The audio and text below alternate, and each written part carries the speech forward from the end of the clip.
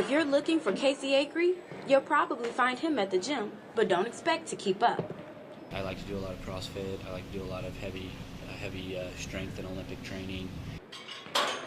Not only can Casey probably outlift and outpull you, he can also do it with just one arm.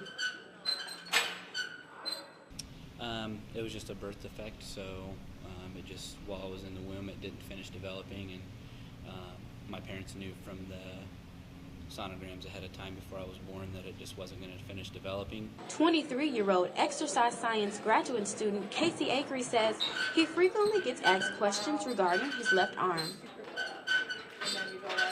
And I mean, I always say I don't really blame him for that. I know that I would definitely be interested if I saw someone, that was adaptive, and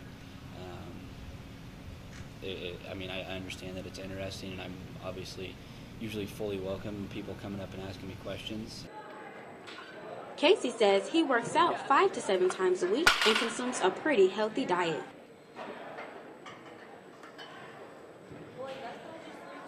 I try to avoid a lot of dense sugars.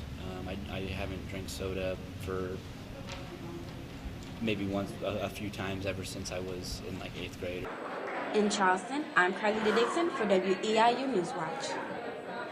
Eastern Illinois University is big on school spirit, but small in size. Faculty members like Communication Studies Professor Diana Ingram has no problem with the parking layout here at Eastern. Well, I really don't have a problem right now with it, so I can find a place, and fortunately, I can find a lot of places to park now. It's a first-come, first-serve, with majority of parking spots being staff only. Students hardly ever find a spot to park on their way to class. For the upperclassmen, it's all good, but for lowerclassmen, it's boo-boo because you got to wake up like an hour before class. Majority of upperclassmen live off campus, which makes getting up and starting their day a little difficult. But there has been a reduction in the number of students over the last few years, so there probably are more places to park. It's just they're not all right up close where we always want them to be.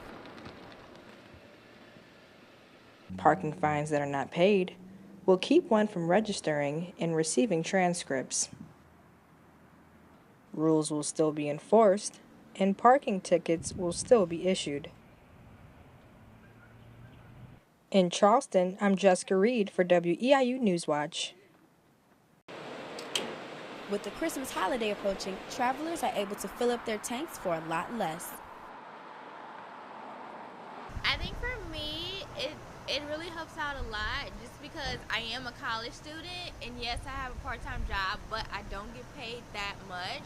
So with the prices being low, I can just fill up and go whenever I want, go see my family or go wherever I want. Tyus also says, with gas prices being as low as they are now, she has more time to focus on buying Christmas gifts. Department of Biological Sciences Dr. Karen Gaines looks at the low gas prices from an environmental standpoint. With lower prices, people will possibly drive more. Demand will go up, okay? So that will, of course, increase carbon dioxide into the atmosphere, which would have negative consequences because carbon dioxide holds heat. Some of the toxicological worries that you might have associated with oil production actually might be minimized, but the broader global climate change issues, that would be increased. In Charleston, I'm Carlita Dixon for WEIU Newswatch.